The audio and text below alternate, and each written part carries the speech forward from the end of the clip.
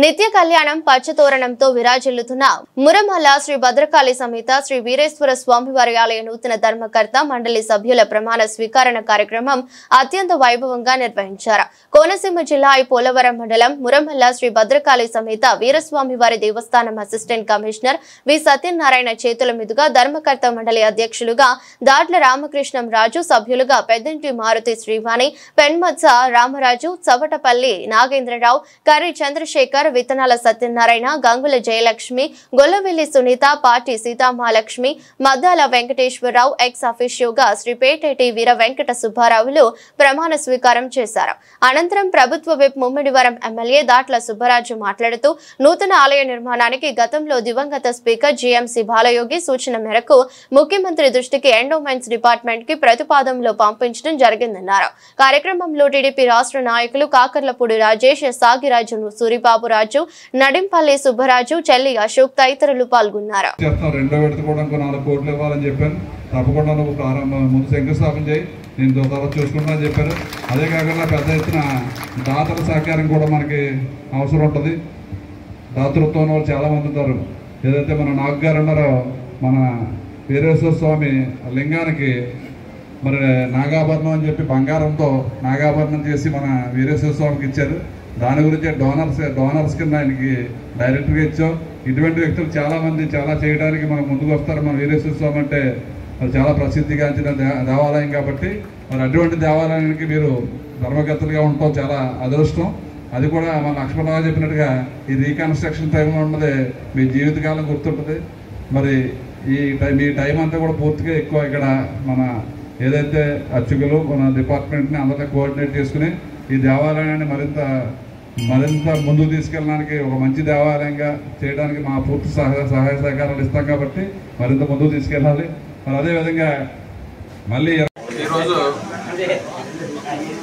మురమల్లో చేస్తున్న శ్రీ భద్రకాళి సమేత వీరేశ్వర స్వామి నిత్య కళ్యాణం పచ్చతోరణంగా విరాజిల్లుతున్న స్వామివారి ధర్మకర్తల మండలి ఈరోజు ప్రమాణ స్వీకారం చేసుకోవడం.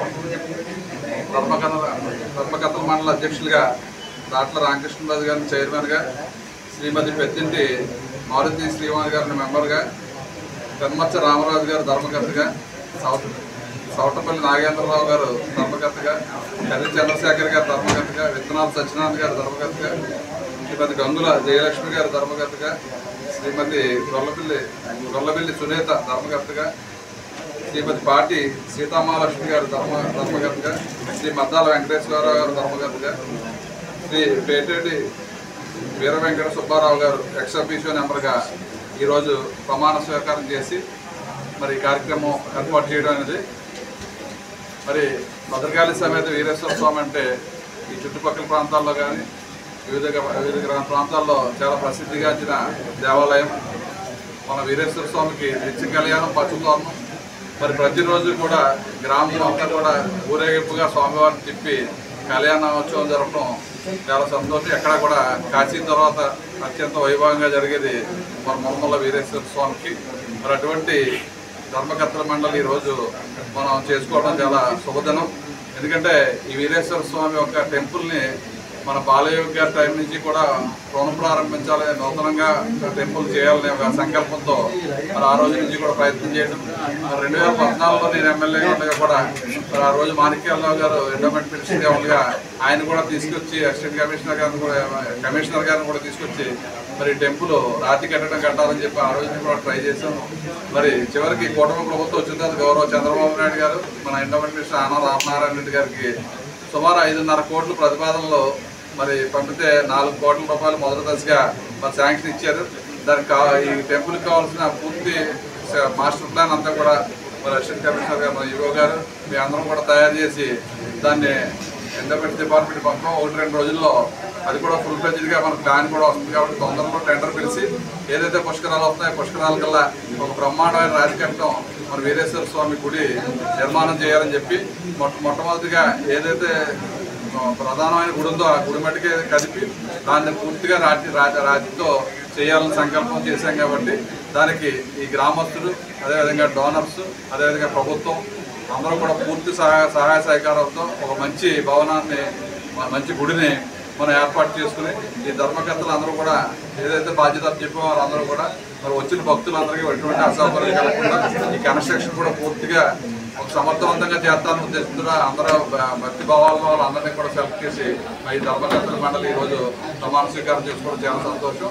ఈ ఏదైతే ధర్మకర్తల మండలి ఉన్నారో రామకృష్ణరాజు గారికి బోర్డు సభ్యులందరికీ కూడా శుభాకాంక్షలు తెలియజేసుకుంటూ మన స్వామివారి వీరేశ్వర స్వామి వారి చరిత్ర అంతా కూడా మన బ్రాహ్మణులందరూ కూడా బ్రహ్మాండంగా మీటింగ్లో చెప్పారు.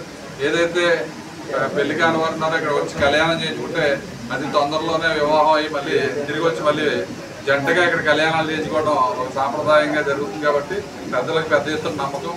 మరి అదేవిధంగా మన గ్రామానికి రావడానికి మన మురమల్ల సెంటర్ నుంచి గుడి దాకా కూడా బ్రహ్మాండమైన రహదారి మనం ఏర్పాటు చేసుకున్నాం. వచ్చిన భక్తులందరినీ కూడా అన్ని రకాలుగా అన్ని సౌకర్యాలు మన డిపార్ట్మెంట్ అదేవిధంగా గ్రామంలో అదేవిధంగా ధర్మకర్తల మండలి కూడా వచ్చిన భక్తులందరికీ అన్ని సౌకర్యాలు కల్పించాలి. అదేవిధంగా ఏదైతే తొందరలో పుష్కరాలు వస్తున్నాయి 2027లో, గతంలో కూడా 2014లో మన ఎమ్మెల్యే ఉన్నప్పుడు పుష్కరాలు వస్తే బ్రహ్మాండంగా మన నియోజకవర్గంలో ఉన్న అన్ని దేవాలయాల ద్వారా పుష్కర ఘాట్లు కట్టి పెద్ద ఎత్తున వచ్చిన భక్తులందరికీ అన్ని సౌకర్యాలు కల్పించాం. ఈసారి కుటుంబ ప్రభుత్వంలో మరింత వైభవంగా చేయాలని చెప్పి చంద్రబాబు నాయుడు గారు ఆదేశాలు. 2 years ఉంది, ఇంకా 2 years ముందే ఏ గుడికి ఏం కావాలి, దేనికి ఏ రోడ్డు కావాలి, దానికి ఏ సౌకర్యాలు కావాలి అన్ని ప్రతిపాదనలు కూడా మరి మన రాష్ట్ర ప్రభుత్వం తీసుకోవడం జరిగింది. ఒక అద్భుతంగా ఈ పుష్కరాలు కూడా ముందుకు తీసుకెళ్లాలని మన కుటుంబ ప్రభుత్వ లక్ష్యం. కాబట్టి తప్పనిసరిగా మన నియోజకవర్గంలో 15 ఘాట్ల వరకు ఉన్నాయి. ప్రసిద్ధమైన దేవాలయాలు మన వీరేశ్వర స్వామి, కొండలేశ్వర స్వామి, అదేవిధంగా సత్తమ్మ తల్లి, అలా అనేక దేవాలయాలు నడవపిల్లిలో కానీ మరి అన్ని దేవాలయాలు కూడా బ్రహ్మాండంగా చేసుకుని ఈ పుష్కరాలు కూడా విజయవంతం చేయాలి. మరి ఈరోజు ఈ ధర్మకర్తల మండలి ప్రమాణ స్వీకారం చేసిన వాళ్ళందరికీ మరొకసారి శుభాకాంక్షలు తెలియజేసుకుంటున్నాను.